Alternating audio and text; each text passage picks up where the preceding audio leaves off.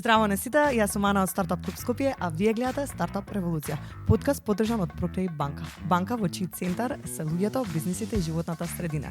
20 години пример за одговорност. Пред да започнеме со подкастот, би сакала да ве потсетиме на трите пакети кои што ги нуди ProCredit банка за сите оние кои што сакаат да започнат свој бизнис.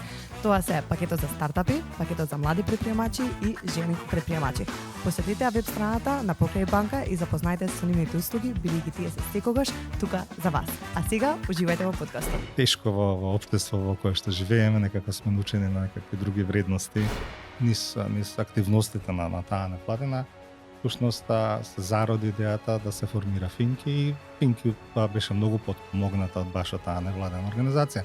Да не свата дека можеби со тие средства, ако наместо да ги насочиме кон задоволување на лични потреби, ги насочуваме кон развојот некоја заедницата. Дали вие сте инвестирале некоја за некој стартап? Ако сакате да ви ги кажам, можам, ама да ви ги кажам.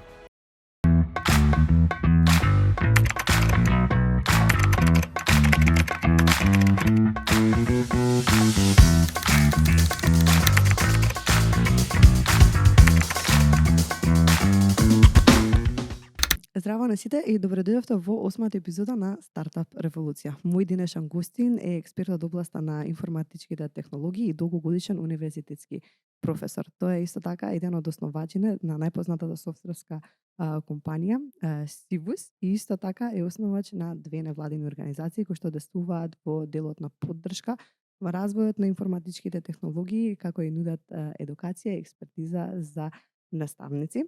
Тој во 2024 година ја го добива признанието од Универзитетот Свети Кирил и Методи за над 100 објавени научни трудови. Тој е значаен дел од стартап екосистемот во нашата земја, ментор, соработник и најголем поддржувач на Стартап Клуб Скопје и особено ми е драго да ви го представам, тоа е професорот Владимир Трајковик. Здраво професоре, добре дојдовте во 8-та епизода на Стартап Револуција. Подобро ве најдов, фала за поканата. Како сте? Добро, малце поспано, утрински, ама. Утрински. Денес немаше рутина одење во тератана, директно во Стартап Клуб Скопје. Да, така. Супер. Денес сме тука, малце позборуваме во однос на вашето искуство, пред се професионално во академија, дел во IT секторот, па понатаму да позборуваме исто малце повеќе за стартап заедницата кај нас, некои импресии, ваши видувања, бидејќи сметам дека долго време сте инволвирани во сите процеси кои што се случуваат кај нас, од иницијативи до организации, проекти, така што ќе ги поминеме сите овие работи низ овој наш разговор. Че долго интервју. Да, ќе биде долго интервју. Добро. Но и пред се еден неформален разговор. Но некако да го започнеме за да дадеме контекст. Сакам да почнеме од вашите можеби први почетоци во однос на професионални искуства. Вие вашето образование, високо образование го завршувате на Факултетот за информатички технологии, тогаш електро пред да стане, FEIT. Запишав на сменив многу факултети, иако физички бев во истата зграда и организацијски институт факултет, ама започнав на електротехничка, ама тој потоа се применува на во FEIT. Завршив на FEIT. На FEIT. Супер. Каде почна желбата и пасијата баш тоа да се студира? Па не знам, јас во основно и во средно бев некој многу добар математичар и добивав многу покани од уште од тогаш од луѓето што работеа на ПМФ, на математика, да одам да студирам математика, ама јас баш за тоа што многу некако инсистира да студирам математика, ми беше попривлечно да идам некаде каде што не ме знаат толку многу идните ми професори, па затоа отидов на електро тогаш.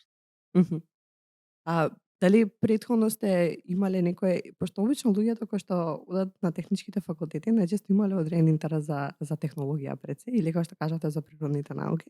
Дали имавте некој можеби во вашето блиско семејство што исто така имаше афинитети кон тоа, или мислите дека вас природно ви дошла желбата да студирате? Мислам дека во секој семејство има некој што сакаат технологија и мислам дека сите млади луѓе се импресионирани од технологија. Јас расте во време кога се појавуваа компјутерите, кога постоеше револуцијата со персоналните компјутери, секако беше тоа еден од дополнителните поттикнувања да студирам технологија, информатика, компјутерско инженерство.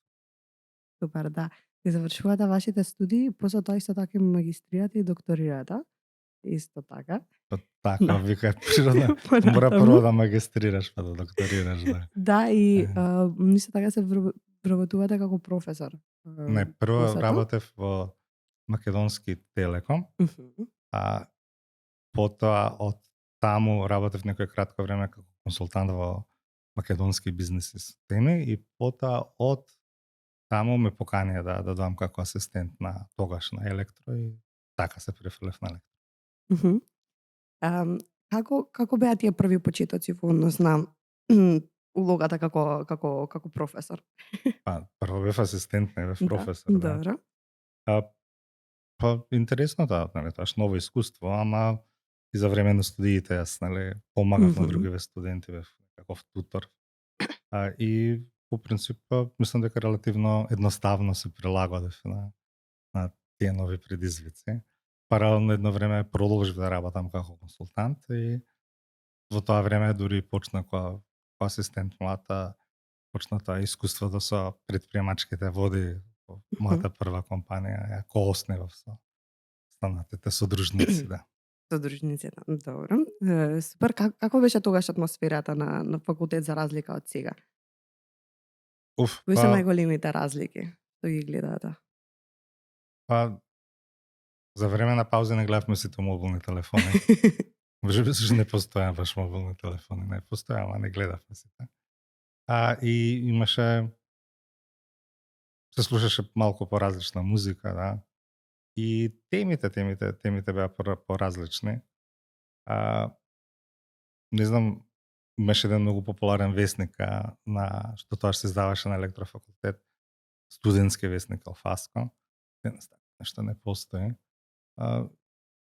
Не знам, ама претпоставам дека секој време е различно и дека секој време си носи своји предности. Не знам, тоаш можеби бевме малце поизолирани, помалку контакт имавме со светот. Потешко беше да се дојде до литература, потешко беше потешко беше да се осознае што се случува надвор, потешко беше и да се патува ако е за тоа. Ама од друга страна имаше повеќе неформална дружба, е поголема доза на колегијалност, некако чувствувам дека овие студентиве мои денешни не се повеќе се со телефоните отколку со останатите студенти, барем за време на пауза, барем она што Мгм. Во однос на бројката на студенти во посебните катедри, дали беше тогаш колкава беше бројката, колкава е сега и во однос на интересот и свесноста за каде сакаат да се насочат понатаму по факултетот? да збориме кога јас бев асистент, кога јас бев студент, кога Кога ви бевте асистент, аха, то, например, ако гледаме до ден денес, кога веќе сте во улога на професор? развојот за за студирање на развојот на интерес, студирање на информатички науки, компјутерско инженерство до минатата година постојано растеше, и сега тогаш јас кога станав асистент, нема да чуте за збор, на тогашното Електро, мислам дека имаше околу 300 студенти што се пријавува на тој смер. Претпоставам дека и на ПМФ имаше околу, можеби малку помалку, ама околу 200. На Финки запишуваме околу 1000, така, тоа е разликата во развојот. Ама не знам, младите луѓе се секогаш импресионирани од ефектите на студиите или на што би можеле да работат, не се баш многу свесни што какво оспособување им треба, што треба да научат за да го работат тоа. Не знам, имаме и тогаш имаше и сега имаме многу кои што смета дека се добри кандидати да дојдат на Финки затоа што многу сакаат да играат, ама кога ќе разбера дека за се направи квалитетна игра треба многу математика да се знае, некако им спласнува ентузијазмот. Не се по принцип приказната горе доле е иста, сега има различни околности. И па јас кога бев дури студента, знаев дека сакам генерално во таа насока да се движам, не знаев што сакам да ми биде специјалност. Впрочем, технологијата и науката поврзана со со технолошките науки толку брзо се развива што јас денеска тоа што го предавам, ама скоро и да нема допирни точки со тоа што сум го учил кога сум бил студент, па и тоа што толку многу се смени работите од времето кога бев асистент до денес, што генерално и за млади луѓе тоа што и да мисла дека во нешто ќе се насочат за време на студиите, најверојатно професионалната кариера може да ги однесе во нешто сосема друго. Оно што мислам дека е битно, поготово кога идете на универзитети да студирате, освен тоа што ќе се оспособите за она што е моментална компетенција, ќе се вмрежите со луѓе што размислуваат како вас и тоа е нешто што навистина потоа може да донесе вредност што и да правите, како и да правите. Ќе се споредите со другите, ќе видите колку сте подобри или колку сте полоши, поготово ако одите на факултети кои што сте подобри малце, каква и да е метриката за тоа што е квалитетна студија и можеби најбитно ќе научите како да учите, ќе научите како да размислувате, ќе научите каков пристап да имате кога ќе се соочите со некаков проблем. Да се сложувам многу, мислам дека е многу важно да бидеме љубопитни и да истражуваме, да се изложуваме во ситуации каде што можеме да учиме нови вештини и компетенции, а со тоа и да се осознаваме себе си.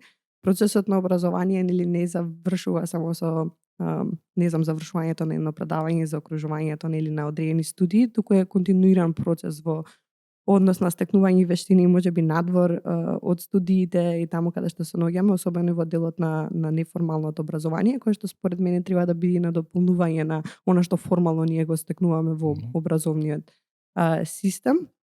И она што го зборувате, јас сум го почувствувала на своја кожа, особено додека јас сум студирала, бидејќи кога започнав на економскиот факултет, јас знаев одредена насока во која што сакам да одам. Имаше предмети кои што ме интересираа дефинитивно, но не ни можев да претпоставам кои позиции понатаму ќе се родат на пазарот на трудот, кога јас веќе ќе треба да аплицирам за мојата прва работа или да започнам со некоја пракса. Па мило ми што се согласуваме, да. Да, така што се сложувам во тој дел. Што мислите како може да ги охрабриме младите повеќе да истражуваат, дали имаат интерес за тоа осознавање, како го будиме кај нив, особено кога можеби некако слепо се влегува во тој процес каде што имаме одредени очекувања, ама немаме одговорност да сватиме дека ние треба да преземиме одредени чекори самостојно за да стигнеме до одредено познавање или да се вклучиме во одредена средина.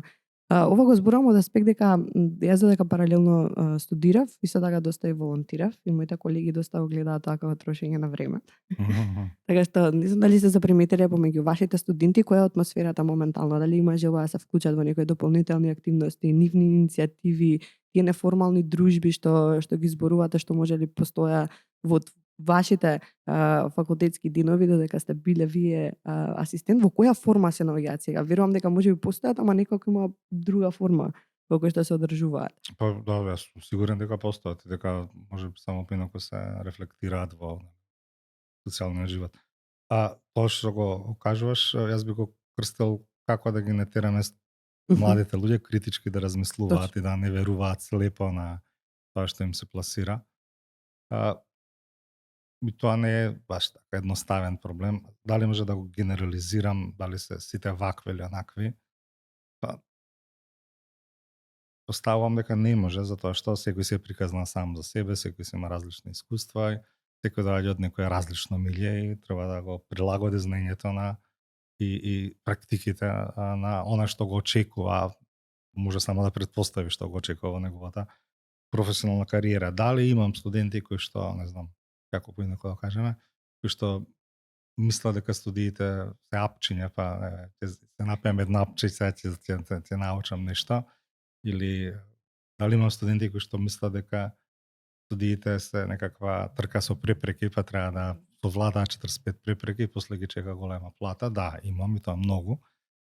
Дали е тоа правилен однос кон студиите? Па јас сум уверен дека не е. Сега како да се потикнат да размислуваат на правилен начин? Па јас мислам дека дека задача на универзитетот, задачата на училиштата, не мора, може да се почне многу порано, е да сватат дека тие мора да се прилагодат на студентите, на учениците, а не обратно, и дека ние мораме да користиме алатки кои што им се нив, кои што они ги користат, и да ги направиме студиите и предизвиците со кои што они се соочуваат интересни за нив. Сега некој тоа го кажа, треба повише практични задачи. Па јас би рекол треба повише задачи кои што ќе успеа да ги инспирираат студентите да размислуваат на малку поинаков начин. Тоа може да се реализира на многу начини, така да. Генерално, дали краток одговор, дали постојат? Да, постојат. Дали се сите такви? Не се сите такви. Што треба да се направи?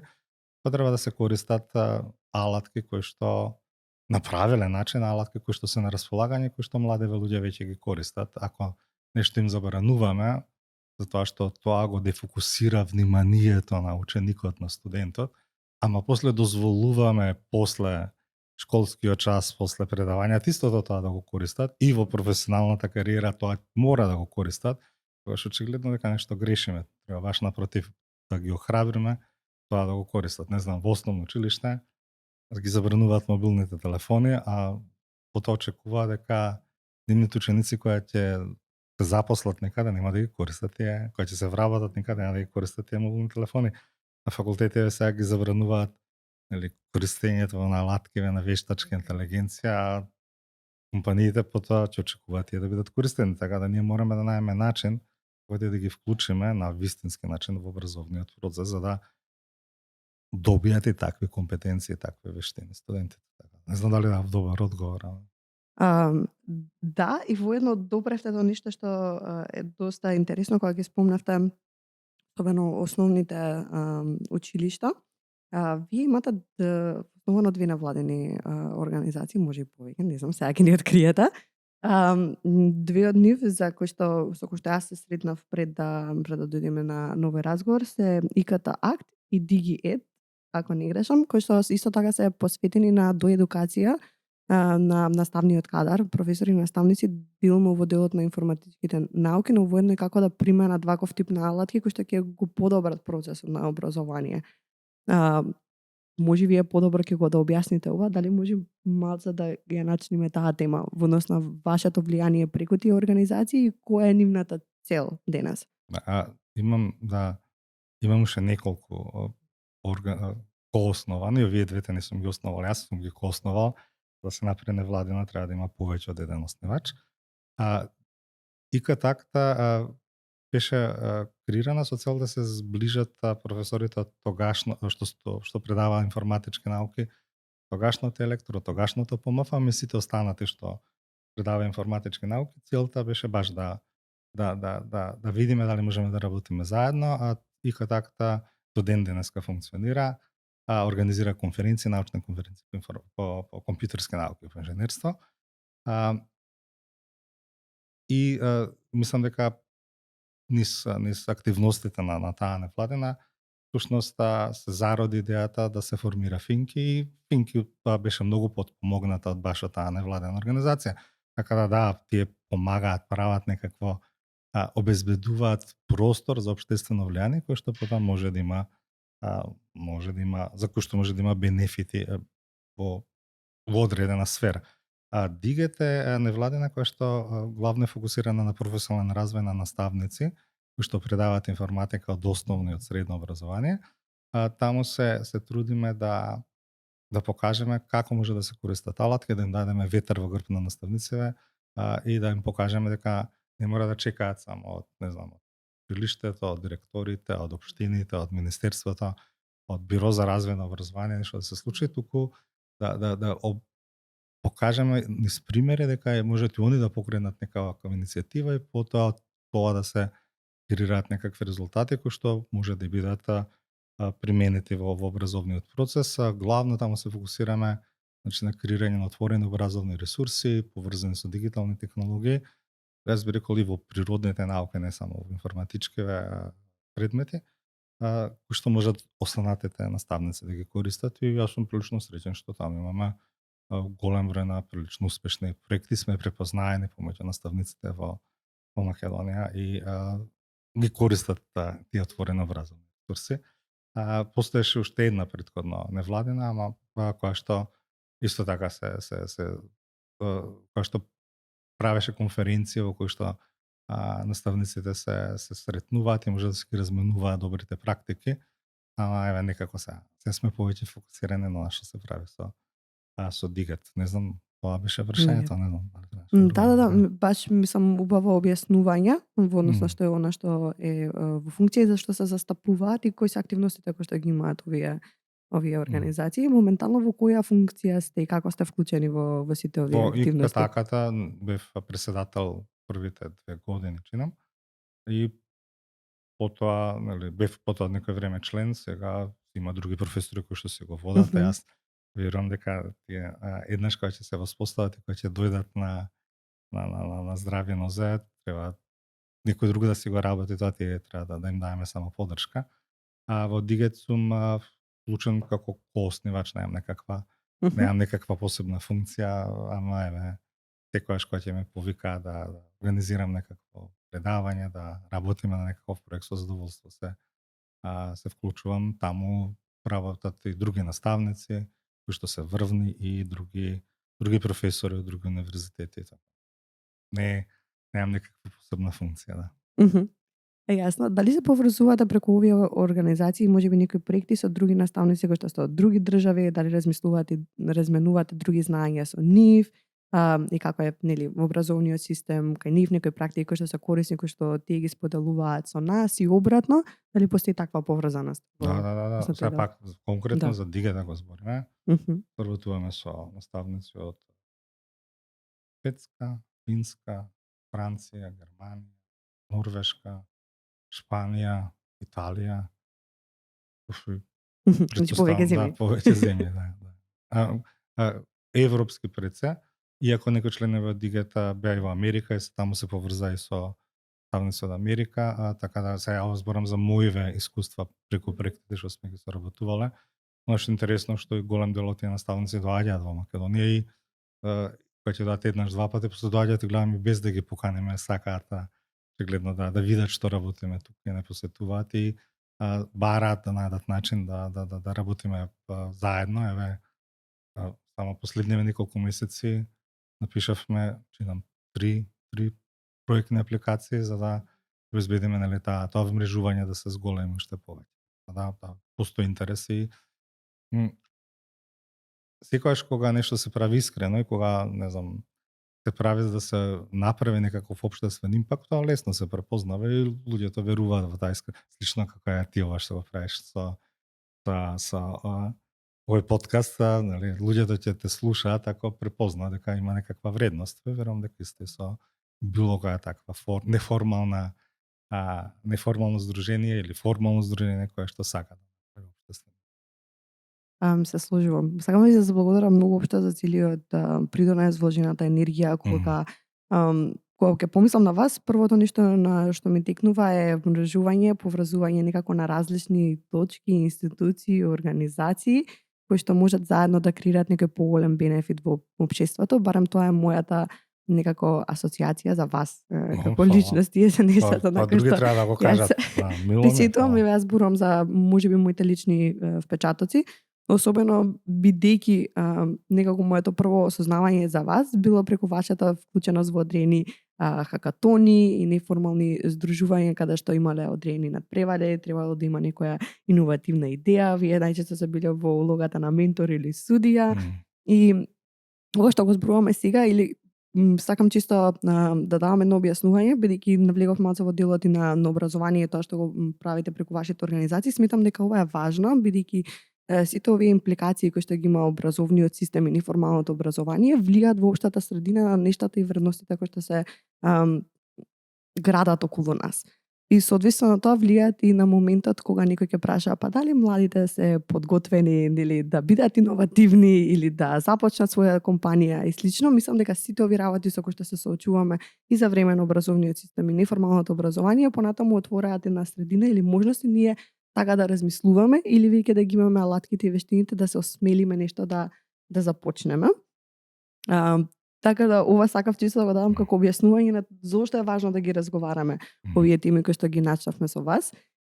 И согласно тоа сакам од ваша страна да слушнам малце да го демистифицираме можеби терминот иновација, на што значи, какви типови иновации постојат и или има повеќе, ама малце да ги дообјасниме и како за нив се разговара и како се толкуваат моментално во образованието. Конкретно во рамки на вашите предмети и тоа што го покривате со студентите. Добро, многу школски. Да. Не знам сега, она што јас имам еден предмет што се вика предприемништво, тоа е прилично познат барем помеѓу моите студенти и гледам дека доаѓаат студенти од други факултети, студенти кои што дамна не се студенти или што биле студенти, зашто претпоставувам, мисла дека нешто може да добијат, иновациите се баш тоа да се креира нешто ново што има некаква вредност за некого. Значи, клучен збор е ново и вредност. Ако има ако постои само тој делот ново, тогаш тие што го креираат тоа ново се креативни, ама ако тоа ново носи некаква вредност за некого, тогаш тие се иновативни. Тоа би било наједноставната дефиниција. Какви типови иновации постојат? Па, очигледно многу, се што може да направи нова вредност, е некаква иновација. Не знам, тоа може да биде нов начин на кој што ќе се продава нешто, нов начин на кој што нешто ќе се рекламира, нов начин на кој што нешто ќе се организира, нов начин на кој што ќе се распредели работата, нов начин и се додека тие нови начини креираат вредност за некого, тогаш тоа е иновација. No. Најпросто. Точно. Се согласувам и за тие може да постојат и во различни области. Да. И понатаму да се Па еве ова што го зборевме во со невладиниве, ние сакаме да бидеме иновативни затоа што сакаме да креираме, не знам, со наставниците нова вредност за наставниците, нова вредност ради тоа што тие ќе осознаат како може да ги направат часовите поинтересни за нивните ученици. Или во, не знам, ако станува збор за ИКТ-ката, тоа вредност беше иновативна затоа што обезбеди да се направи критична маса на професори кои што предаваат информатика, кои што осознаа дека ќе добијат повеќе ако настапат заедно, се здружат и креираат на факултет, така да повторно тоа би можело да се третира како нешто иновативно, да.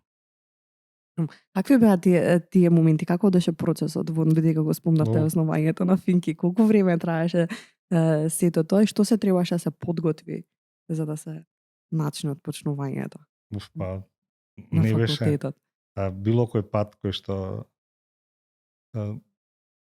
ако го гледаме во Финки како некоја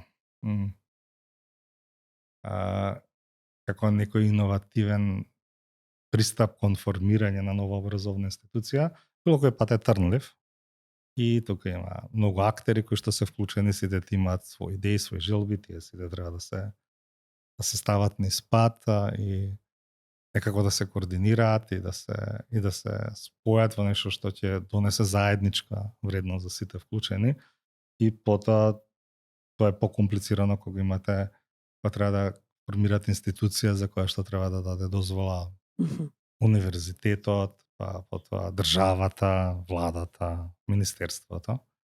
И да, патот е со многу препреки, ама и со многу интересни случувања, ама еве на крај сега веќе 11-12 година славиме, така да, тоа е добро. 11 година од Финки, со голем број на студенти. Да. Од првата година имаше поголем број студенти од двата најголеми конкурентски факултети, да. Да, што прилично успешен старт има.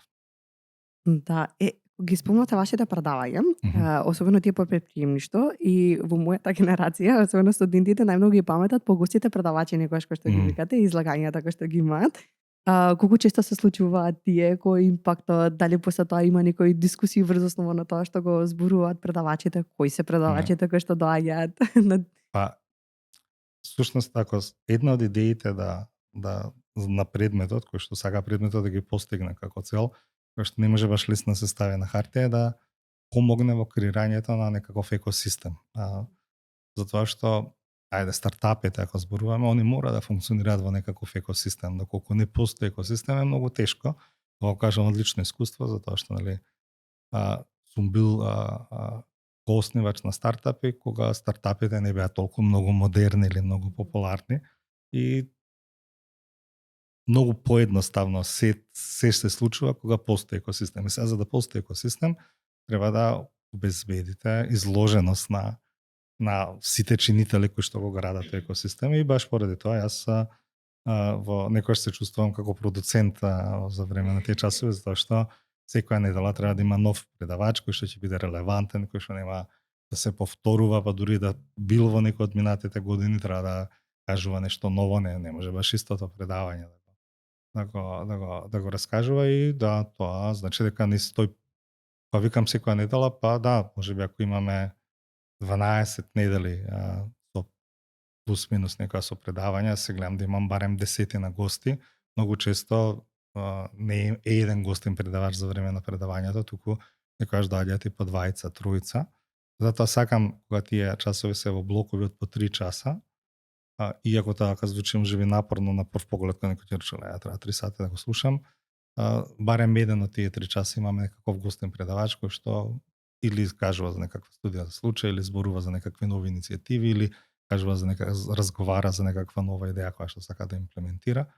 И верувам дека носи некаква вредност и пошто доаѓаат и слушатели кои што немаат врска со предметот, верувам дека е интересно, дека е тоа популарно и расте и бројот на запишани на тој предмет. Мислам дека да се движи некаде околу 300 годишно, што пак не е воопшто мала бројка, Покото пошто станува збор за предметот 4-та година и тоа голем број од студентите што ги избираат тој предмет веќе работат, па се трудиме да биде во попладневните часови за да може да доаѓаат, да присуствуваат, гледам дека доаѓаат.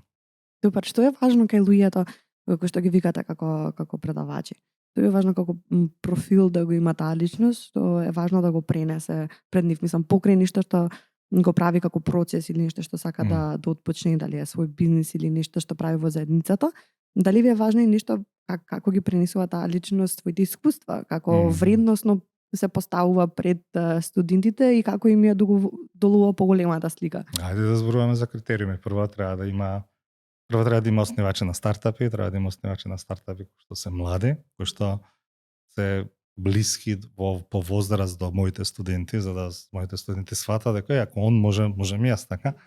Треба да има основивачи на стартапи кои што се постарели, кои што основале повеќе од 1, 2, 3 стартапа, за да може да кажат дека тоа е процес, дека учењето или подобрувањето не завршува лесно, не завршува после еден стартап или после една авантура таков тип.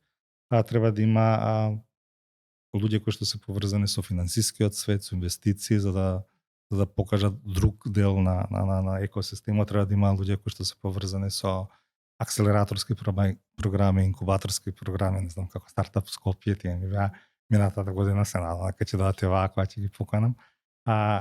За да покажа дека постојат и друг тип на случувања во целата таа заедница. Сега и треба да има тоа се како би требало да бидат некако распределени од аспект на она што го зборуваат, па треба да бидат некако поврзани со темата која што не е тема на разговор на тие конкретни предавања. Треба да знаат тоа да го кажат на интересен начин. Генерално од прилика јас тоа го договарам и треба да се обида да потикнат некаква вклученост на студентите.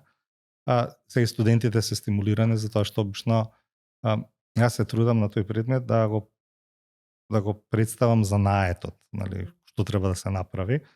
И иако сум професор, не го оценувам квалитетот на идејата што имаат студентите. Студентите во рамките на предметот треба да развијат некаква идеја, да направат некакво MVP, да го презентираат тоа и тоа да го спакуваат во некаков документ. Сега, јас го оценувам занетскиот пристап, квалитетот на идејата, ги повикувам сите овие гости кои што се десетина на број да ги оценат и студентите мора да презентираат пред нив, па има 2 рунди на елиминација, на крај најдобрите 10 идеи го презентираат тоа во живо, во некаков настан кој што последниве 2-3 години обично го придружуваме до некаква конференција, за да има уште поголема изложеност. Тоа, да. А генерално ги бирам согласно, значи, импактот што го имаат во заедницата. И не се мешам многу како тоа ќе го раскажа, затоа што ако има добар импакт, значи веќе се добри раскажувачи, така, на приказни. Да, и тоа дава една доверба во процесот. Да. Ако јас сум те избрал и ти ја доверувам оваа задача, мислам дека постои степен на доверба кој што треба да го има од другата страна, нели, за да се изведе сето тоа. Во однос на тоа што го споменавте за важноста на еден екосистем и постоење на различни фактори и чинители во една стартап заедница, што го прават тој процес полесен. И спомнавте дека би било многу полесно доколку тоа постоело во ваше време, кога вие сте отпочнувале одредени компании. Може да поразговараме малце за тој дел, какво е тоа олеснување, зошто е толку важно, дали е од аспект на контакти, дали е од аспект на поддршка, да побараш помош, дали е повеќе свесност за ризиците кои што ги превземаш. Дали е некое си чувство дека можеби имаш заедница со која што не си ти единствен кој што го правиш тоа во една држава.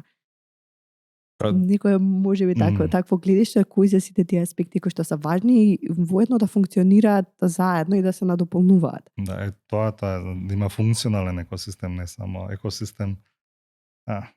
Има тука доста предизвици. Се размислувам како најлесно и најбрзо да го раскажам, пошто не е баш едноставно прашањево. Вака, американците велат, ако поготово вие од Силиконскава долина, пошто тоа е како репер за успешен таков екосистем на стартапи, они многу често знаат да цитираат една изјава, која што се не е битно кој ја кажал, како кажал, ама вика standing of the shoulders of giants, што значи јас тоа го преведувам, они си дозволиле да учат на грешките на останатите и да може да продолжат понатаму. Главната мана на новиве земји во развој кои што сакаат да развијат таков предприемачки дух помеѓу младиот свет е тоа што некако се гордеат со тоа што биле први. И дури кога не мора да бидат први, они сакаат да кажат ние по прв пат ова го направивме, први сме во ова, први сме во ова. А многу е лесно да кажа дека си прв кога не е постоело ништо претходно, ама дали е тоа успехот? За жал и кога постои нешто претходно, постојат голем број на, не знам, стартапи кои што иако можеле да прашаат кои се искуствата, они сакаат да го игнорираат претходното и да кажат дека ние сме први.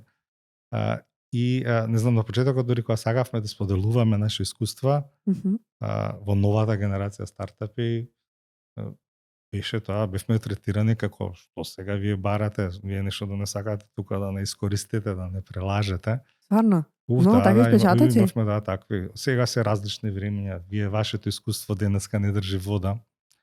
Да, имаше многу такви изјави.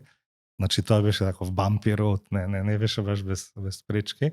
Ама некако, нели, супорно со истреноста, луѓето сваќаат дека е многу подобро да живееш во окружување кај што се сите успешни, него кај што си само ти успешен. Джабе што ти ќе имаш палата, а ако треба да одиш по трнлив пат и по пат не знам, опколен со ѓубре, така да е многу подобро кога целата заедница успешна, зашто тоа може лесно да побараш помош за што и да ти треба. И мислам дека успешните екосистеми треба да постојат затоа што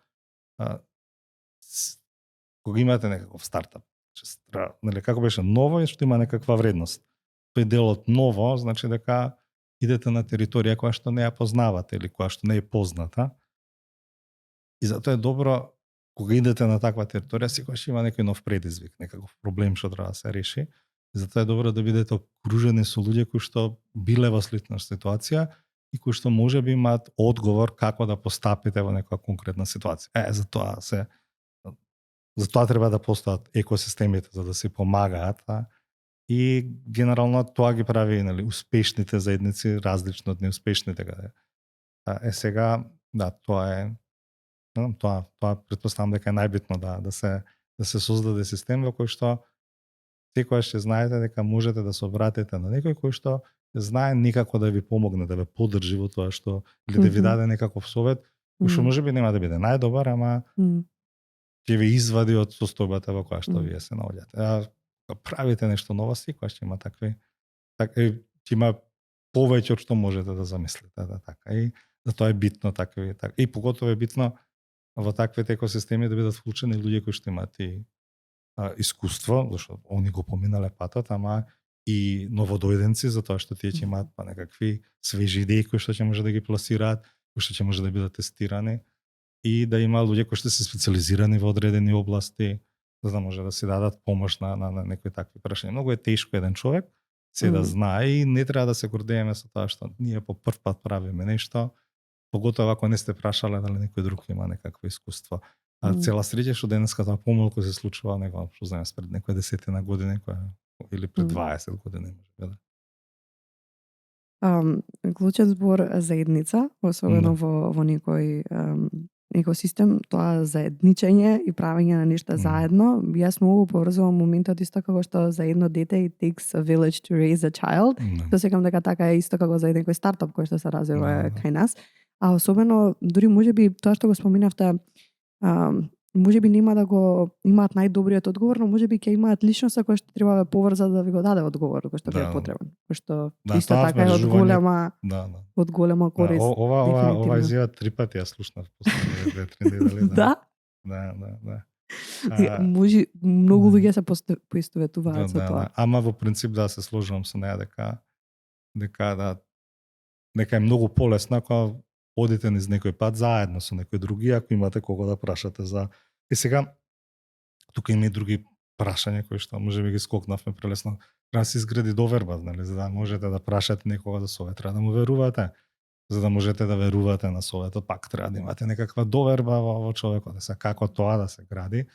Па најверојатно е преку што е можно поголем број настани, преку што е можно поголем број на изложеност, за тоа јас на тие часови што ги спомнавме. Сакам да донесам, не секој со секого ќе може да кликне да има доверба, и затоа треба да се случуваат такви настани и да можат луѓето да видат кој им е интересен, кој има некакво искуство кој што може би било од корист, да се окрват да поставуваат прашања, да се окрват да даваат одговори и да пробаме да направиме некаква таква, ајде да кажеме, позитивна атмосфера која што ќе обезбеди сите да идат напред наместо само некои поединци. Тешко во општество во кое што живееме, некако сме научени на некакви други вредности. Не кажувај, тоа го гледам многу и во академскиот свет, чекај неми да дознаат. Чекај јас прв да се пријавам. Чекај, нели, чекај, не е тој добар, јас сум подобар. Ова треба сега да видиме дали можеме да бидеме обратни од тоа. Не е лесно, ама да се обидеме.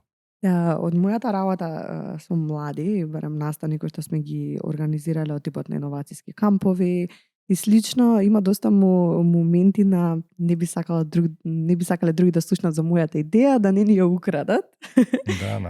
Во суштина реалноста е дека никој не може да ја реализира онака како што ти си ја замислил и како што ти мислиш дека ќе функционира. Тоа е нешто што мислам дека никој не може да го украде, а па дури и да се случи таков момент, тоа значи дека можеби стварно било добро и ако некој успеа да го спроведе и тоа функционира, не гледам како е тоа лошо, но има многу такви моменти од аспект дека можеби нешто ќе биде украдено, земено, друг ќе го земе бенефитот или признанието за нешто дека е реализирано. Како менаџираме во такви моменти? Што е тоа што треба да го Добре, ајде да направиме нека интелектуална вежба, така? Имате супер идеја која што верувате дека може да направи чудо, во стартап светот, и сега не ја споделувате, така? И направите сами и е успешна идејата.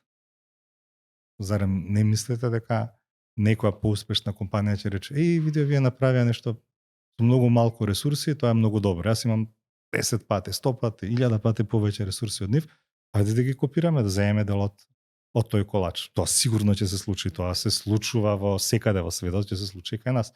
Така да дури да бидете успешни во креирањето на идејата, се додека не ја реализирате, еднаш кога ќе ја реализирате, ќе ги имате конкурентите, повторно ќе се јават.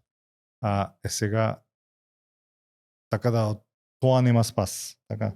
Со тоа што тогаш више сте го поминале патот, сте ги вложиле средствата и таман кога мислите дека треба да уживате во плодовите на вашата успешна идеја, имате, тогаш ќе се јават препреките. Вака, ако ги споделите порано, можеби тие успешни компании ќе речат, види ова е добра идеја, ајде заедно со овој тим да пробаме да ја развиеме, да им дадеме ветар во грб и тогаш можеби ќе бидете многу побрзи во реализирањето на идејата. Усвари, поентата на инвестициите е токму во тоа, дека да станете побрзи во она што планирате да го направите.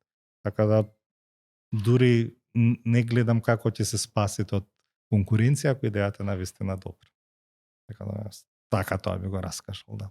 Јасно, супер. Мислам дека добра перспектива за како да ги гледаме работите, дека евентуално ќе дојде до тој момент да дали можеме нешто да направиме заедно да бидете поголемо и може да имаме еден мал дел од некој поголем колач каде што ќе постои во иднина, него да чуваме некои работи само за себе. А друго може и да и да се валидира, треба идејата да се валидира. Јас себе за едно тие моите стартап авантури паметам дека уште пред да започнеме воопшто со првиот чекор на реализација, упорно ја раскажувавме, јас се раскажував на предавања на Електро тогаш, па на економски држав некои предавања, таму на предавања, чисто за да доберам фидбек од студентите, па раскажувавме на сите, секаде каде што имавме шанса и воопшто не беше страв дека некој ќе ни ја украде, затоа што ако некој украде има ресурси и знаење тоа да го направи подобро од нас, тогаш ќе го направи, тоа ќе се случи. Така да она што сега па ми се случува поврзано на оваа тема е дека имам студенти кои доаѓаат кај мене, работат на предметот формално со некоја идеја, ама потоа кога доаѓаат на консултации, во помала група, говорат за сосема друга идеја, за вистинската идеја под наводници, за скриената идеја и сега стално ги прашам, добро, ама зошто тогаш ова не го правите и повторно?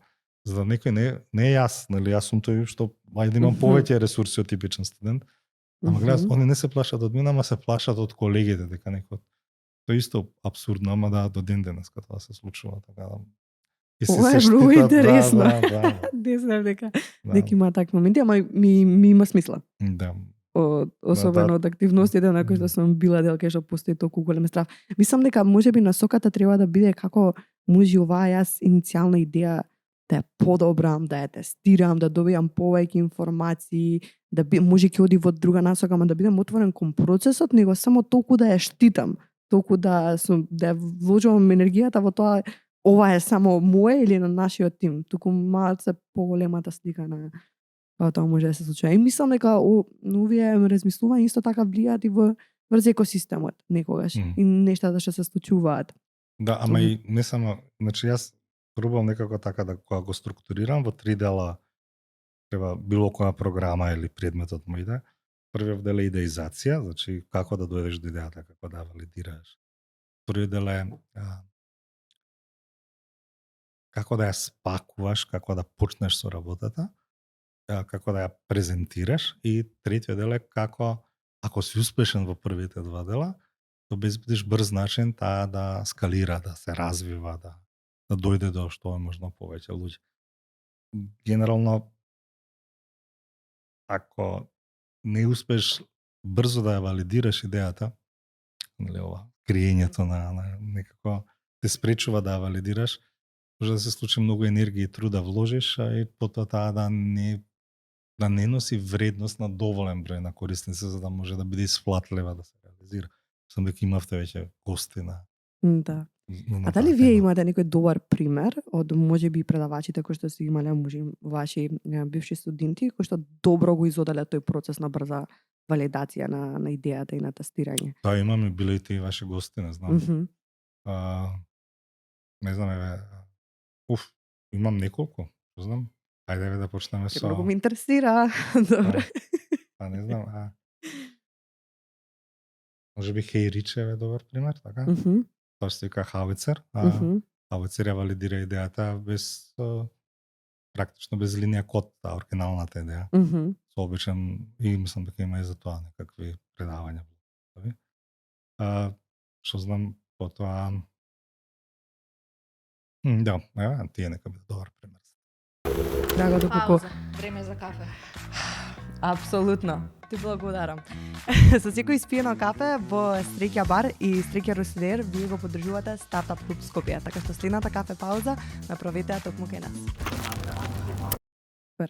Накратко, мислам не го чепнавме тој дел, само накратко споменавте дека вие сте основач на неколку стартапи и неколку компании, исто така во улога на коосновач. Тоа е интересно кај вас, значи никогаш не одите ништо самостојно, туку си гледате дека треба како тим да се влезе во некој процес. Барем тоа јас вака забележувам сега низ разговорот. Едно од позначајните искуства, можеби компанијата која што луѓето најмногу ја препознаваат е Сивус. Вие сте биле коосновач таму. Тоа се случува која година? Како беше Не паметам. процесот? Многу одамна. Многу одамна. Да. Се мери во декади, да, така. Тоа беше еден од првите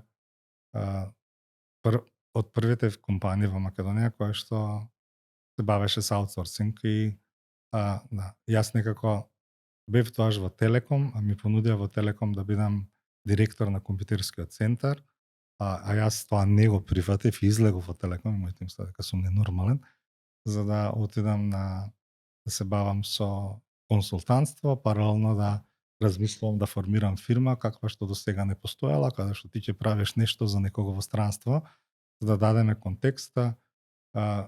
Не знам, можеме дури да направиме како се развивала IT индустрија во Македонија, ама генерално во тоа време најголем дел од фирмите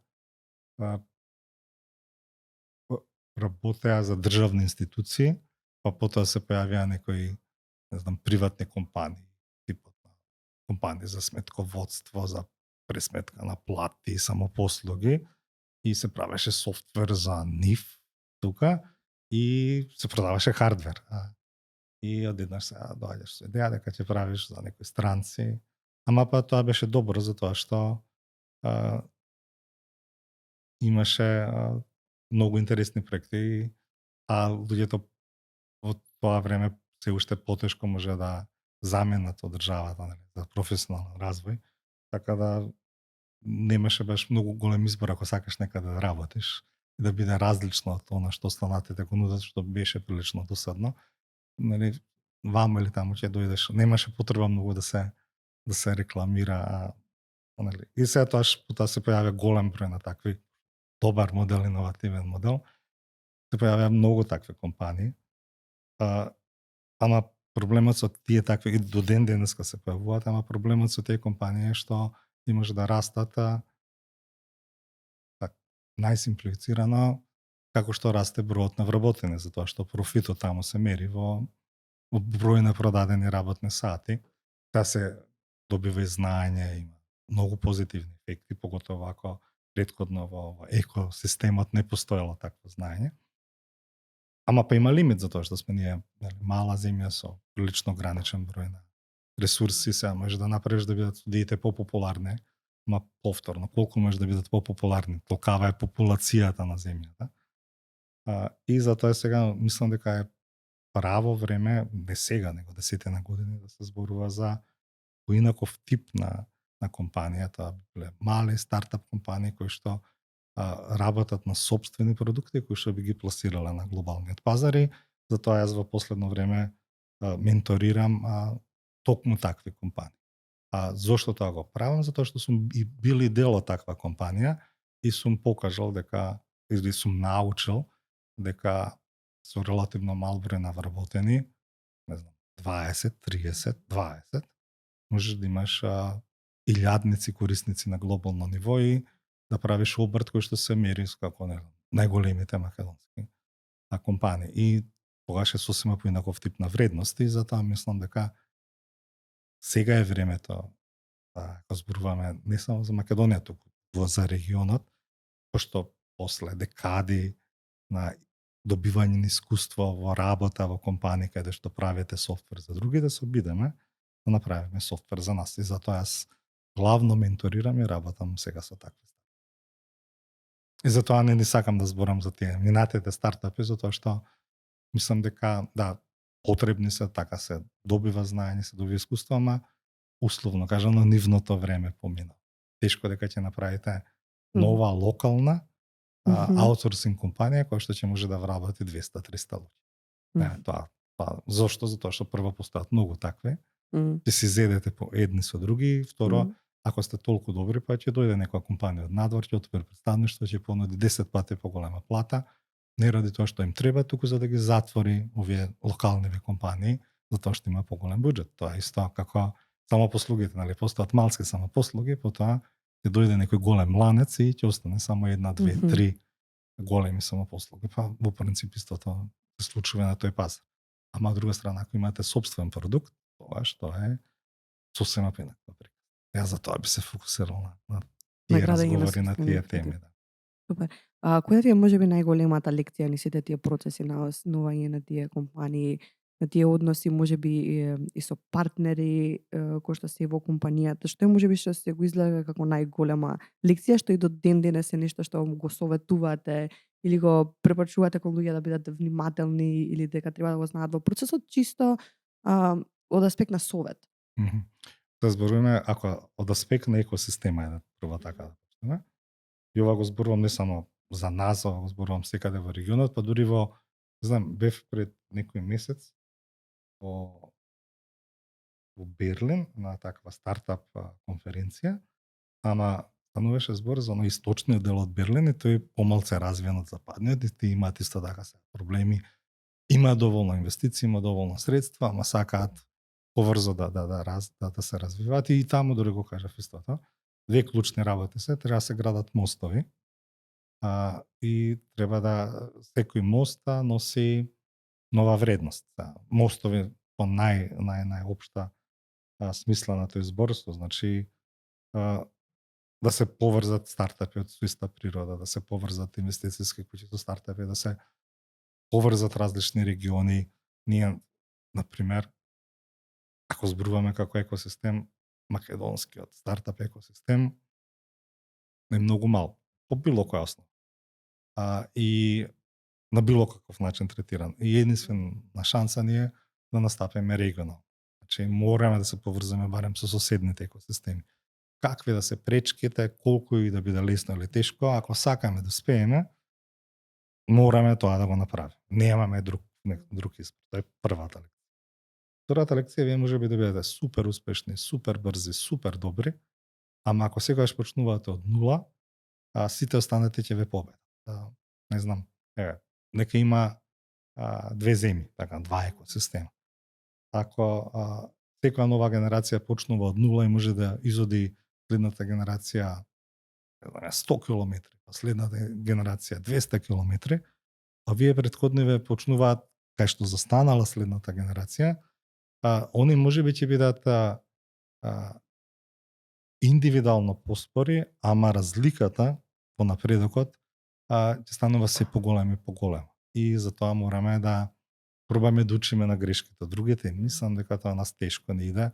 Мислам дека менталитетот во нашава земја е таков што секогаш се мораме да почнеме одново, се што правеле минатите ништо не чинело, па се менува власта во Македонија типично и главно една година слушаме како лоши претходните биле никакви, ама сега ние ќе го доведеме работите во ред и не сваќаме дека тоа не врти во некаков круг во кој што секогаш остануваме се поназад од сите останати и што ќе свата дека треба да ги избереш добрите работи, да идеш понапред, а да ги коригираш лошите работи. Така да аспект на екосистеми, тоа би биле двете најбитни лекции. Продолжи, нема да почнуваш од понова. И второто е мрежи се, направи мостови, окрупнија заедница. Индивидуално, па претпоставам дека најголемата лекција било дека викаат мали деца мали проблеми, големи деца големи проблеми. Јас малце би го модифицирал, би рекол мали пари мали проблеми, големи пари големи проблеми. Што повеќе средства влегуваат во игра, претпоставам дека и во природата на луѓето да бидат малку алчни и тоа што се изредуваат различни типови на проблеми, ама се поголеми проблеми. Сега пак треба да сватиме дека парите се поготово во бизнис светот, работите во некоја компанија, парите се средство, исто како што се средство и луѓето. И тоа е малце тешко да го разберат стартапите, затоа што потоа кога доаѓаат од условно кажано земји со помал развој, посиромашни земји, сметката во вашата компанија ќе биде многу поразлична од вашата лична сметка и тука добивате идеја дека и ова се можеби мои пари. Треба да разберете дека тоа не се ваши пари, тоа се пари на компанијата и дека се тоа ресурс, алатка, како било која друга алатка. Во моментот кога ќе почнете да добивате идеја дека тоа се ваши лични средства или начин на кој што тие би ги трансформирале во ваши лични средства, тоа што легувате во нешто што може да се третира како корупција, криминал, не мора да биде државен во рамките на компанијата и правите штета барем на останатите луѓе. Тоа е лекција која што тешко се учи и претпоставам за тоа што доаѓаме од оваква средина, не зборам само за Македонија, цела балканска средина, горе-долу слична, не обезбедува така, нели, компаниите да не прогресираат баш во правилна насока и да бидат, да не сватат дека можеби со тие средства, ако наместо да ги насочиме кон задоволување на лични потреби, ги насочуваме кон развојот некој заедницата, па ќе имаме подобри патишта, ќе имаме подобра инфраструктура, ќе плаќаме повеќе даноци, ако има повеќе и подобри даноци, ќе привлечеме повеќе средства од надвор, ќе има повеќе инвестиции, нашата компанија ќе се развива повеќе. И сега нема да биде тоа за една година, можеби ќе треба 10 години, ама генерално така економиите. Значи, фокусот во суштина не треба да биде на индивидуалниот и брзиот раст. Нека биде брз раст, ама нека биде раст на екосистемот, а не на компанијата. И сега тоа е многу посложено од што јас го раскажав, ама да. Но начелно мислам дека иако е општо опфаќа доста нешто што се значени. Мене она што ми остави особен впечаток е делот дека ни треба секогаш да почнуваме од ново. Мислам дека тоа особено е значено, барам ништо што ми одзвонува вене во мислите од сето ова што го кажавте, бидејќи сум била сведок на многу ситуации каде што тоа требало да се случи. И сега прашањето ми е дали тогаш генерациите кои што веќе создавале имаат одговорност да ги најдат своите наследници. И тоа беше сериозен, си уште мислам сериозен проблем. Јас се приметувам дека успешните македонски IT компании, приватни, од првата генерација практично и да не постојат или практично ги снемува. Така. Зошто? Ради тоа што немаат баш таков успешен трансфер на управувањето. Не знам, гајде да кажем, ако ги делам, има 4 генерации. За првите практично, јас не знам дека може би една меѓу првите. Па не знам, постоја компанија како ECS, например, беше многу битна компанија, така, не знам точно што беше кратенка.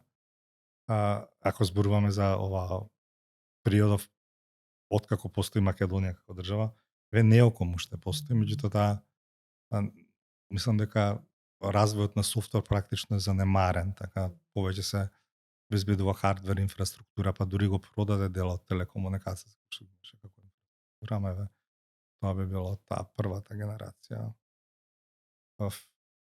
Имаше уште неколку што не знам, беа значајни, ама некако се губат.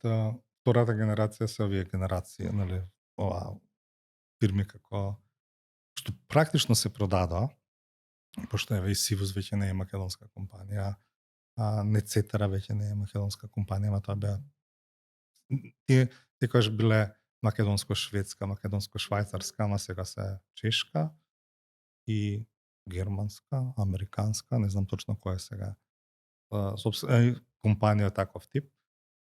Третата генерација беа компании како тука некако паралелно се можеби се појави, не знам, Nexense, тие се уште обстојуваат, можеби малце се помладе. И сега има трета генерација на еден куп како веб факторите исто така почна да се продаваат лично. И сега постои четврта генерација на стартапи кои што постојат, Influencers Club, Heritage, третиот Никола, како се казва третиот Никола? Upshift. Upshift, да, јас така ги викам трите Николовци, Upshift, Трите да. Николовци, да. Да, и еве сега баш ме интересира како и тие сите се тие некако различни, сите се фокусирани на различен начин на развој, баш ме интересира како ќе се што ќе се случува, нели, со нив, како ќе се развива.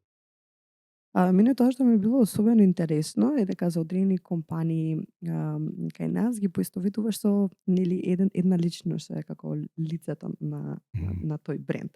Нели тоа е потребно за во јавноста да имаат со некој со кој да го асоцираат и затоа секогаш прашањето ми е окей, кога ова е личност, например, можеби нема да биде во компанијата и се случи нешто друго, како тоа се продолжува понатаму и пак се навраќаме на тој момент на пренесување на одредени знаења, добивање на некоја форма, ама никогаш не мислам дека се ретки оние компании кај што како тим ги знам представниците од таму, а повеќе се истакнати тие каде што имаме една личност која што онака го е како ликот на тој бренд. И сега мислам дека од тоа си има своји бенефици, ама и мислам дека има и своји слаби страни некогаш. Ама пак зборуваш за вие од последнава генерација. А нив ги знам како личности затоа што тие личности доаѓале кај мене пред да постои компанијата и ме работеле, јас принцип името на компанијата дошло многу покасно, па дури некој си го сменили метод, како него личностите тие ги знам уште многу порано пред да биде, нели, создадена компанијата, дури ги знам како претходните компании, не знам, јас Influencers Club, порано се вика Бас, не знам. Сега, ако јас се трудам да го памтам актуелното име, точно. И вака ми е полесно да го памтам човекот. И се зошто баш таа една личност, зашто баш тој еден човек дошол да зборува со мене, затоа што тој и со него сме соработувале нако далеко тоа, дека се една личност е далеко тоа, дека улогата на тимот или на останатите ментори не била битна, напротив, мислам дека била многу најверојатно многу позначена од мојата улога, ама мене ми е мило што сум бил некаков макар мал дел од таа приказ. Да. Затоа ги знам нив по име на човек, а не по име на компанија. Тие Николовци, они беа три различни генерации? Не, двајцата се иста, третиот е малце помал, да. Така, да. Ама интересно што е третиот Никола беше инспириран од еден од претходните двајца Николовци што беше на час. Тоа, дури он сам тврди дека тоа било едно од клучните моменти дека он аж решил дека ќе прави компанија. Кога можел тој, зашто да не можам јас, така. Ама тоа е битно, затоа постојат екосистеми, да. А чиј став беше овој, на кој Никола? Ќе си ги прашате нив, да не испадне дека трчање. Остануваме да знаеме. Супер. Зборувавме малце за развојот на IT секторот. Сега, мислам, со новите можности кои што ги нуди вештачката интелигенција, според вас, кои се новите трендови со кои што треба да бидат луѓе свесни за нешто што ќе се случуваат во IT индустријата? Што доаѓа наскоро, можеби младите треба да бидат свесни и да истражат нешто повеќе. Јас не би рекол дека само AI, дека само вештачка интелигенција е битна. Јас би рекол дека сите тие длабоки технологии, deep tech, да, дека deep tech, дека се тие битни, затоа што тие ќе го носат светот со малку поголеми чекори напред и претпоставаме и бизнисот со малку поголеми чекори напред и дека ние или ќе се прилагодиме или ќе станеме уште поназад од останатите. И сега пак да се разбереме една гранка например на deep tech е agritech. Значи не е дека мора да биде тоа само поврзано со некакви дигитални сервиси. Како подобро се прави храна? Како подобро да се креираат нови материјали? Дали не имаме ресурси за тоа? Можеби развојот на технологијава не обезбедува дури во вакви помали земји, помали екосистеми, да се случи нешто што било тешко да се случи пред десетина години. Тука е нашата шанса и тука би требало да пробаме таа да искористиме. Исто како со појавата на интернет се обезбеди да се формираат аутсорсинг компании и во помали земји кои што ќе бидат конкурентни и со знаење, и со квалитета, подобри по цена на трудот. Сега можеби истото ќе се случи со поинаков тип на решение и затоа верувам дека тоа е нашата шанса и не само што верувам, дури туку и знам, многу скоро верувам дека ќе бидеме пријатно изненадени, барем се мои студенти, имам како се каже сигурни индикации, ама не смеам да ги споделам со јавноста дека еве универзитетот кај што членувам ќе направи некакви чекори за да се подобри образованието и вмрежувањето во овој сектор. Така да тоа е добра вест и секако дека и останатите чинители на екосистемот преку тој мост ќе може да ги искористат бенефитите што со некоја таква добра вест би можело да ги пружи, ама за да тоа може да се случи треба младите да бидат вклучени. Тоа како се вика, со сила не можеш да дадеш, можеш со сила само да земеш. Сега наша задача е да го направиме тоа да биде интересно, повторно. Мислам дека веќе разбравте, ништо не може да биде тривијално. Може све да се тривиализира, ама ништо не е тривијално и треба да се вложи труд. И ако успееме да вложиме труд, може веќе успееме да се качиме на тој веќе постоечки бран и да пробаме да капитализираме. Го спомнавте терминот за deep tech, за тие можеби кои што прв пат се сретнуваат со тоа и го слушаат моментално на подкастов, како може да го објасниме малце повеќе што се опфаќа? Најпак со многу тривиализирање, ама најлесно да го објасниме како за дете од 6 одделение, било примена на напредни технологии во предпријатијата. Значи, може да биде напредни примена на вештачка интелигенција за производство, за подобро организирање на производството на храна. Примена на не знам, дронови во регулирањето на сообраќајот во некаков град. Примена на податочна наука во борба против загадениот воздух. Примена на податоци од голем број на мерни инструменти за автоматизирање на производството на нови материјали кои што би се искористиле за, не знам, градење на авиони. И така натаму. Значи, новите познанија во технологијата да се искористат во производството. И сега за тоа треба прво се дигитализираат, ама пак треба да се изгради знаење и треба да се изградат мостови до некои идни клиенти и така. Ама пак не е дека не е правено во минатото, не е дека е невозможно. Добре, ви благодарам за појаснувањето.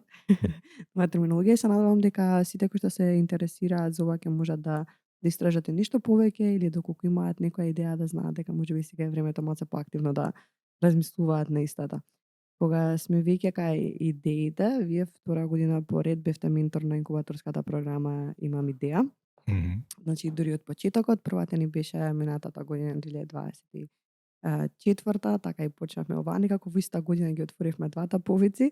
Моментално е во тек втората инкубаторска програма што имаме. Вие го имавте предавањето за Lean Thinking и двете. Понатаму ќе видиме, можеби ќе ни се приклучите повторно.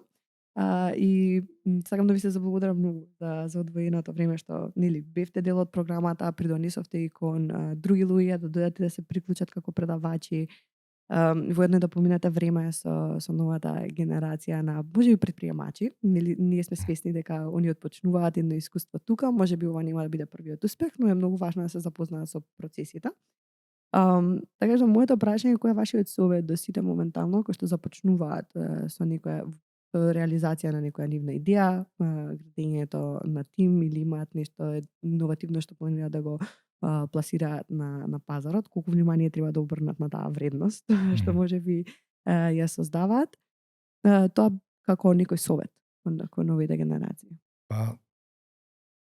Треба да веруваат во себе, треба да веруваат во идејата, но треба да ја валидираат. Треба да проверат дека навистина носи вредност на доволен број на луѓе, освојува доволен број на пазари или најпросто кажано може да обезбеди доволно средства за да може да се реализира. Затоа што ако имате добра идеја, ако на крајот на денот не можете да ги покриете трошоците кои што се потребни за развој, немате тука иновативност.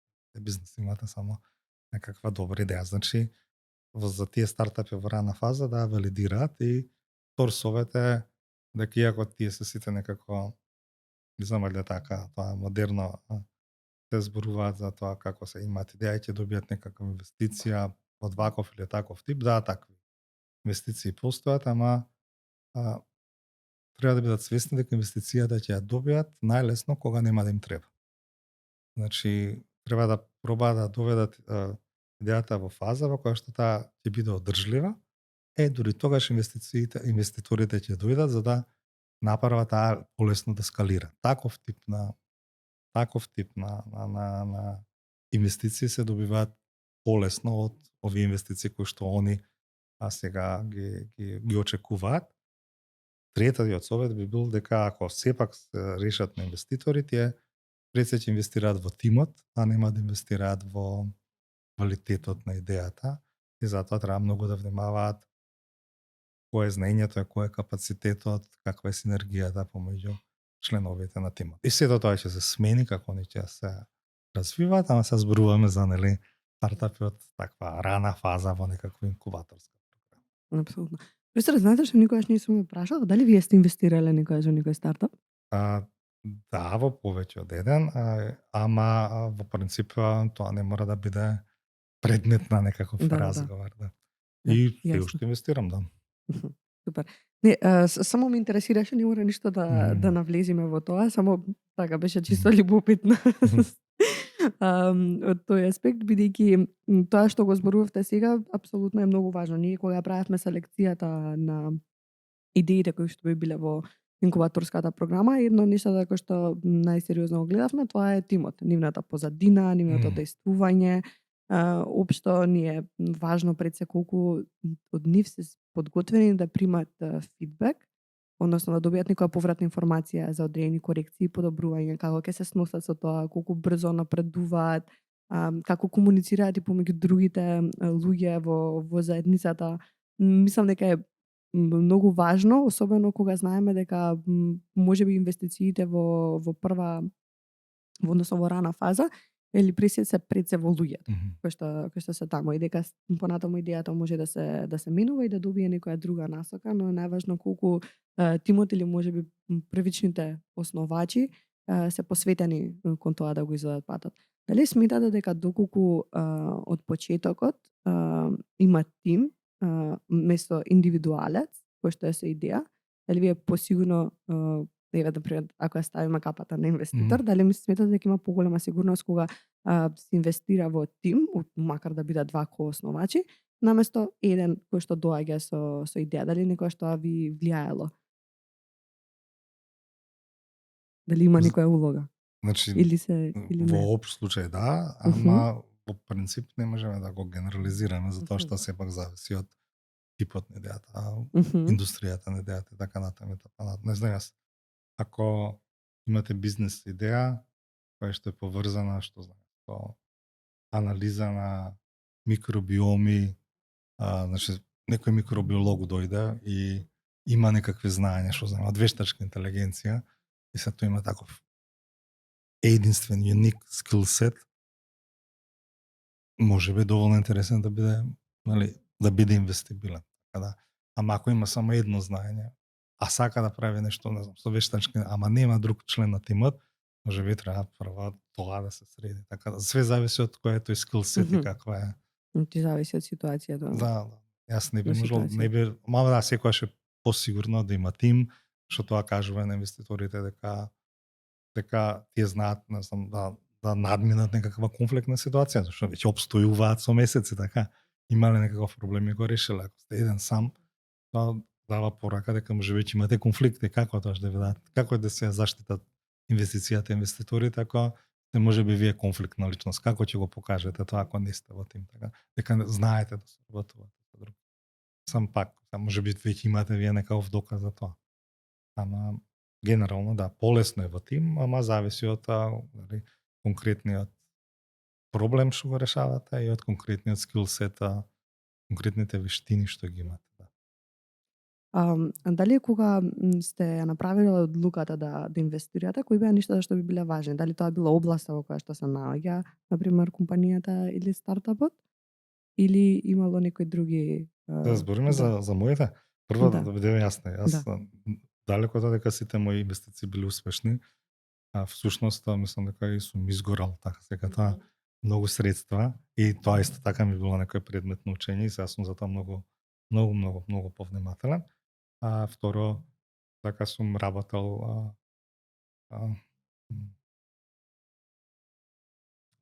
на тоа да ги дизерфикувам, да ги намалам ризиците, така што ќе инвестирам во различни, значи не сите мои инвестиции се директни, нека да доаѓам и инвестирам во стартап клуб Скопје или во Хепи, значи некој сум инвестирал преку посредници.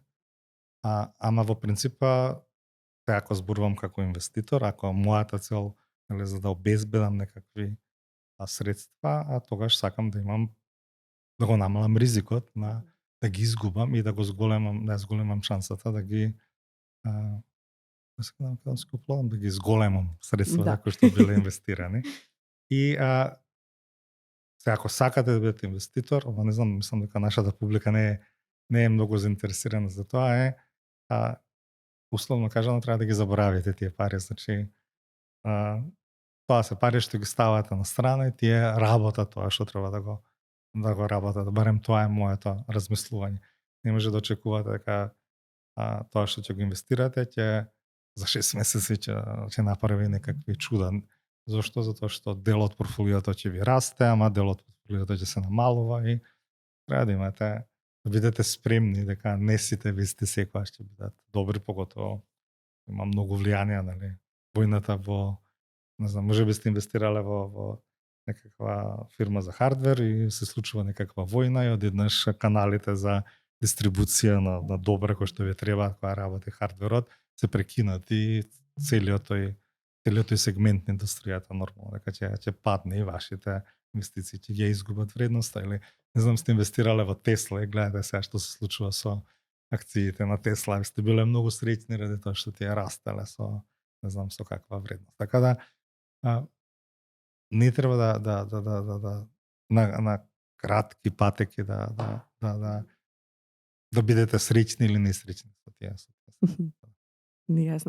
Повеќе ми беше во насока дека сметам дека вие сте човек кој што можеби бил заинтересиран во одредена област или сакате да ја поддржите таа конкретна област, па бидејќи се сретнале некоја интересна идеја, сте сакале да ја поддржите. Таков впечаток. Да, имаше дел од стартап идеја кој што дури директно ми бара инвестиција. Да. Види колку сега има шанса, професоре, вака така. Јас не викам дека не верував. И се насмеав, ама мојот одговор е, па можеби инвестирам со тоа што работам со вас за без пари, така и очекувам дека ќе добијам нешто за возврат еднаш кога ќе бидете успешни. Положувам комплетно, пошто времето и знаењето исто така голема инвестиција покрај финансиите. И е нешто што на особено треба да се обрне внимание.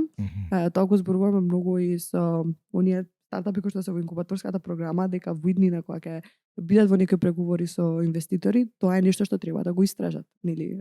Човекот кој што мислам дали тоа ќе биде индивидуален ангел инвеститор или нели ќе биде група на инвеститори кои што ќе направат инвестицијата, треба да знаат во тој due diligence процес што ќе го отпочнат и тие преговарања, да знаат што можеби надвор од инвестицијата ќе добијат како придобивка, дали тоа ќе бидат контакти, дали ќе бидат консултации, бидејќи нели има дел инвеститори кои што сакаат директно некој да се вклучат во бизнисот, да помогнат со оптимизација на одредени процеси, да споделат нивно знаење, така што е важна и нивната позадина.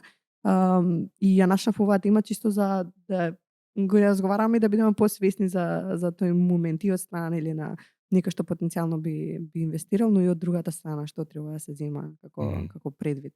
Бидејќи тој процес е обостран и правите партнерство понатаму за како ќе се одвиваат работите и тоа влија и на едната и на другата страна. Не знам дали има нешто што можеби пропуштив јас да ве прашам.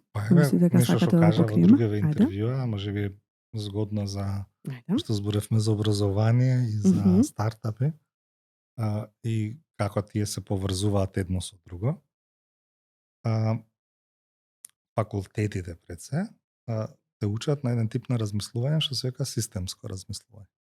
Тоа значи треба да бидеш специјалист за нешто и да знаеш тоа нешто да го примениш колку да е комплексно прашање, тоа поврзано со тоа нешто. Однака, кога добиеш 10 на факултет, ти си не баре експерт по тоа што го знаеш. Сега во стартап светот за да примениш таков начин на системско размислување, обично е потребно да се вложи време, да се внимава во секој од чекорите во постапките и таквите начини на размислување, нивната примена, нивната апликација обично изискува време. Значи треба време. Немаш од денес зутре. Во стартап светот, кога работите поготово во некој млад стартап кој што го бара бизнис моделот, во кој што ќе функционира, кој што го нема валидирано продуктот, клучен начин на размислување, тоа беше тема на моите предавања, е она лин размислување. Тоа е размислување кое што е прилагодливо на околностите, кое што брзо може да се адаптира, мора да бидете акил. И мислам дека голем проблем на луѓето, кои што младите луѓе кои што така да влезат во светот од претприемништвото, а доаѓаат од некаков каков е да е факултетски бекграунд, е дека треба да бидат свесни дека се тоа различни начини на размислување. Дека сега треба тоа системско размислување за кое што спиле тренирани 4 години, 5 години, некои се магистри, некои се доктори, тоа значи може би 10 на години, сега во одреден домен мора да го сменат кога сакаат да креираат со тоа нивно знаење нешто иновативно. Зашто тогаш тука е па битно да бидете агилни, поготово на почетокот да најдете нешто што функционира. Сега и јас сум сведок на голем број на млади луѓе, поготово овие последнава генерација на стартапи, кои ќе станат успешни во тоа што го прават, дека мисла дека системско размислување не вреди. Мисла дека џаби им е факултетот, мисла дека зошто го изгуби времето? Јас ова може да го направам многу порано. Ама они не се свесни дека како фирмата ќе им расте, нивната компанија, како ќе стане поуспешна, како бројот на вработени од 4 ќе стане 20, па ќе стане 50, па не знам колку, дека ќе мора да воведат некаква организацијска структура, некакви процеси и дека ќе мора да се посветат на оптимизација. А доменот цело време ќе биде системски, само не некако го заборавиле приоритетот дека тоа е битно размислување, ама тоа ќе мора да сватат дека повторно од тоа системско, па се го отишле на овако лин размислување, полека ќе мора да се вратат кон системско размислување, зашто сега има покомплексен систем кој што некако треба да функционира на што е можно по оптимален начин. И тогаш ќе бидат некако под голем притисок, оствари ќе бидат неуспешни да се израснат својата компанија. Иако се сега успешни како стартап, така. Ама не се свесни за тоа што нели сега се опиени од успехот на моменталната состојба на стартапот. Тоа е посебно важно за оваа последна генерација на стартапи, ама важно и за сите млади луѓе. Значи, системски не тренира, да морам да се научам брзо да реагирам, ама после треба да бидам свесен дека пак ќе морам да се вратам кон на системското. И дека во тој момент пак ќе се појават некои нови стартапи кои што ќе може да се приуштат, да бидат брзи, да бидат адаптибилни, а твојата компанија која што сега успешна и голема, нема да може да се го приушти. Не дека нема да знае дека треба да биде брзи и адаптибилна, ама дека таков комплексен систем. И затоа тоа ќе мора да прави или некаков спин-оф, или да прави некаква иновативност во рамки на компанија која што е посебна тема за разговор, можеби така натаму и така натаму. Сам дека прво млади луѓе кои што прават стартапи, а има и успешни млади стартапи, мора да бидат свесни дека не е баш не треба да влезат во некаква еуфорија ради тоа што сега го нашле патот, туку дека пак ќе мора да се менуваат и да се враќаат кон постабилно, повнимателен тип на размислување. И дека воедно може почнува ново поглавие. Да, зашто тие сега некако како во религија зборат, мора да ги слушаш, треба да ги слушаш корисниците. Јас тоа го зборам, јас го зборев на вашето предавање. А еднаш кога ќе направат успешна компанија, која ќе има процеси, која ќе има организацијска средина, не сум баш сигурен дека ќе можат толку многу да ги слушаат корисниците, толку брзо да се адаптираат. Дека тоа ќе мора да да најдат некаков среден пат или некаква нова организацијска средина. Тоа е она што сакам да кажам. И тоа пак ќе се инако пак ќе бидат, нели, пак имаат поинаков тип на проблеми. А што правиме кога ќе стигнеме во таа ситуација? Дали тогаш е моментот каде што треба да се обратиме до некој кој што треба да ни даде помош, насока, кога веќе знаеме дека треба да ја оформиме таа структура? Дали сега се навраќаме на другите претходните генерации за да побараме совет кога сме стигнати до ова поглавие? Па, значи секоја Или- компанија е индивидуална. Значи јас сега Мгм. имал таа среќа или несреќа да бидам дел тоа како кооснивач на неколку компании и нема некакво генерално правило, така да се јавите на некој или за совет, тој ќе може да ви даде совет, ама пак веќе мора сопствениот пат да го изодувате и да, секако дека е тоа битно, ама битно е ствари да се откриете што вас ве прави среќни. Може да го продадете уделот, може да оставите компанијата на некој друг, па вие да правите нов стартап, зашто сте успешни во тоа што го правите до таа фаза. Можеби тоа работење во поголем корпорацијски свет не е она што вас ве привлекува, така да треба тука да влезе малку на што вас ве прави среќни, што се вашите вредности, за разлика од вредностите што ги негувате со компанијата. Можеби па баш тука ќе се пронајдете себе си, дека конечно на што сте морала да го запоставите, сега ќе дојде до израз како да организирате поквалитетна работа, да пак е тоа прилично индивидуално. Ама генерално да, треба да бидете самосвесни дека е тоа динамичка средина. Повторно, ако успеете да го пребродите тој пат. Ајде да речеме во аутсорсинг индустријата, тоа би било некаде кога ќе дојдете 40-50 плюс луѓе вработени во вакви продуктно ориентирани компании, најверојатно малку порано. Тогаш па треба да видите како се да задржите таа агилност во размислувањето, дали правите спин-оф компании. Тоа вака звучи лесно, ама тоа што денес имате па да менеджирате 2, 3, 4 компании кои што секоја има различен тип на проблеми и треба да ги решите на различен начин, не можете баш со иста капа, со исто размислување да ги решавате, или можеби сакате да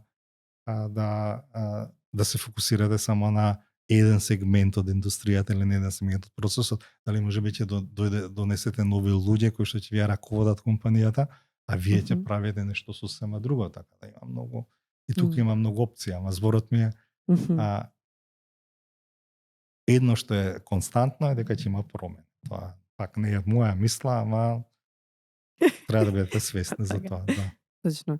Кога сме веќе кај среќата, ако тоа е најважното нешто, во принцип она што не води за понатаму или некое можеби нешто што не возбудува, не прави да се чувствуваме живи, чувствуваме некој повратен момент дека ова е нешто што сакаме да го правиме, односно се сознаеме во кој процес најмногу ни прилега, односно дали е тоа секогаш да се наоѓаме во процесот на тестирање, наоѓање на нови работи, па стигнуваме до некој степен, па тие ги оставаме како такви, ги предаваме на некој на кој што му е пасија да се занимава со понатамошните процеси, али кога зборуваме за еве среќа како што кажавте, што вас ве прави среќа? Па не знам, претпоставам да направам некаков импакт, да направам промена на начинот на кој што била третирана информатичката технологија во државата. Мислам дека тоа сум успел. Еве сега се занимавам со како да го промениме начинот на кој што се реализира наставата, например, еве сега. Со тоа сум окупиран, така. Така да претпоставам дека правиот одговор би бил да оставам некаков импакт, да влијам на што е можно да повеќе млади луѓе или професионалци и да успеам да им помогнам да бидат подобри во тоа што го прават. Прекрасно. И мислам дека правите дефинитивно чекори кон тоа. Како? Правите дефинитивно чекори кон Боже тоа. да е така. Големи, мали, некогаш, ама ги гледаме и тука сме. Другите да го судат.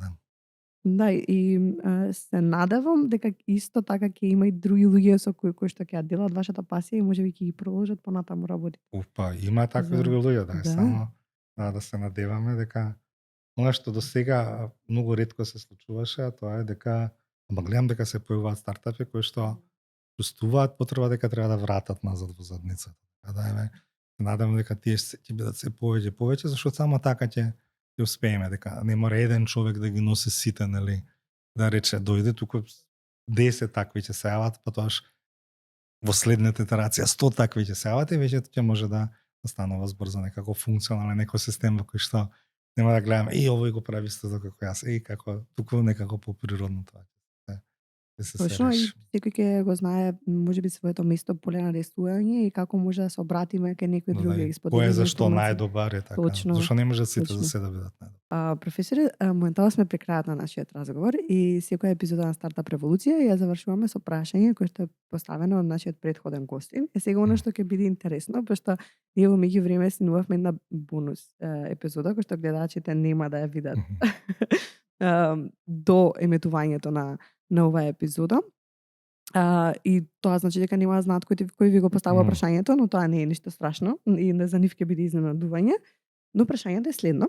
Еден од нашите претходни гости, кој што е основач на негова компанија, кој што е мешан значи стартап македонско хрватски. Прашањето од негова страна беше следно: која е можеби книга или подкаст кој што сте огледале, преку кој што сте добиле некоја информација која што ви помогнало во вашите предприемачки приказни, или можеби е нешто што го споделувате со вашите студенти како совет кој што може да им користи. Добро, значи дел од мојата работа како професор е да препорачувам книги и подкасти и ги има многу дури се и на македонски. Ама ја затоа, за да не испадне дека си избирам омилена книга од портфолиото на книги што ги препорачувам, се обидам да дам комплетно одговор во комплектно различна насока и веќе препорачам две мали книги кои што од кои што едната верувам дека сите можеби веќе ја прочитале, ама сега треба да ја прочитаат со очите на некој предприемач, да видат какви одговори ќе им даде и ќе си дозволам да не кажам кои се вредностите што сум ги добил, туку да ги поттикнам, нели, слушателите, гледачите на подкаст да го откријат тоа за него. И двете книги се многу мали и се читаат двете дури за еден ден. Едната е Малиот принц, а другата е Галеб од Джонатан Ливингстон. И мислам дека двете се многу битни ако сакате да бидете успешен предприемач. Супер, ви благодариме за препораките. Out of the box препораки. Така што останува сите кои што или може би ги прочитале или сакаат да ги препрочитаат, да ја откријат суштината и пораката која што сакате да им ја пренесите, а воедно ќе ја носат и со нив. Ако сакате да ви ги кажам, можам, ама не знам, да ви ги кажам. Подобро. Нели, јас мислам дека се вашите слушатели стартапи во рана фаза, така, пред се. Тоа е целната група. Првата е за вредности, зборува за вредности. Значи, што значи вредност? Мислам дека основна работа кога станува збор за стартапи е да зборуваме за вредности. И Малиот принц ствари зборува за вредности. А втората зборува како да бидеш подобра верзија од самиот себе, како да не веруваш на другите, како да пробаш самиот да се... Има еден графит од Ебар Мало: идам да се надминам, така го цитирав, не одам, него идам да се надминам, така да, еве, втората зборува за тоа, како да се обидеш да се надминеш, што во вакво патување мора да се надминеш. Така да и ја кажав тајната, да.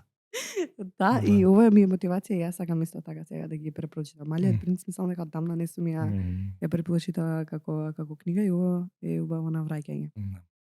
Ни останува уште еден дел од овој сегмент, а тоа е поставувањето на вашето прашање кон следниот гостин. И сега вие замоливте да ви откријам, ама тоа е веќе откриено на некој начин и сега ќе ви кажам зошто. Бидејќи направивме некој шифт во последните две епизоди, односно 8-та и 9-та, пред 10-та епизода, вашето прашање всушност ќе биде за гостина што ќе биде во 10-та епизода на Стартап Револуција, а тоа е претседателот на Стартап Скопје, Саша Јовановски. Вашето прашање ќе биде токму за него. Бидејќи тоа веќе го знаат оние кои што не следат на LinkedIn и на социјалните мрежи. Останува вие да му го поставите прашањето. Сега овде, вака? Да. Треба да се размисли, овде ќе треба пауза да се става, да. Добро. Јас знам дека Сале сака да работи повеќе така од во позадина, да даде потик, да дава ветер во грб, ама дека не е баш многу конферент кога он прави јавни настапи, кога он нели, промовира, сака да биде организатор, ама не сака да биде така истурен играч. Прво да го поздравам за тоа што он се решил да седне вистава столче, зашто тоа е нели лично таков голем напор и да го прашам што би натерало да се смени, да стане многу поисторен, поприсутен во сите настани што ги организира Стартап Скопје како говорник, како активен. Кој би бил потикот што би го мотивирал да го направи? Супер. Мислам дека многу добро прашање е ова и едве чекам да го да знаеме. Кога ќе снимаме наскоро, мислам дека за некои 2 недели од прека ни е планирано тоа снимање. Супер. Професоре, ви благодарам многу за разговорот, за одвоеното време, за се што ни споделивте денес за време на оваа епизода од Стартап Револуција. Мене искрено ми беше многу драго што можевме да си поразговараме. Мислам, ние кога имаме можност, неформално си разговараме и пред сите средби тука што ги имаме во Стартап Клуб Скопје, но ова ми беше некако особено драго интервју. Добривме нешта што ми беше мило да ги слушам од вас како размислувања за некои нешта. Видав дека се поклопивме во тоа како размислуваме, тоа многу ми се допаѓа и воедно ви благодарам за се што правите за нашата заедница. Фала и на вас, фала за поканата и ајде се надевам ќе ме викнете за 100-тиот. Надевам и јас. Планираме да направиме микс во наредната сезона, сакаме да снимаме некои епизоди кои што ќе бидат на англиски. Исто така, 7-та ќе ни биде всушност таква и мислам дека ќе стигнеме и до 100-та тоа што други размислувања. Нема проблем, јас можам и на англиски да говорам. Прекрасно. Значи тогаш 100-та ќе ни биде на англиски. Се надевам. Супер, професоре, ви благодарам многу. Фала на вас. За сите кои што останавте до крајот на оваа епизода, ви благодарам многу што ја гледавте 8-та епизода на Стартап Револуција. Надевам дека не следите на социјалните мрежи и се во текстот се што се случува во Стартап Клуб Скопје. Ви препорачувам да кликнете subscribe и да се претплатите на YouTube каналот на Стартап Клуб Скопје. Следуваат нови епизоди од подкастот Стартап Револуција, но и нови новости на социјалните мрежи кои што едве чекаме да ви ги споделиме. А со мене се гледаме во следната епизода. Поздрав!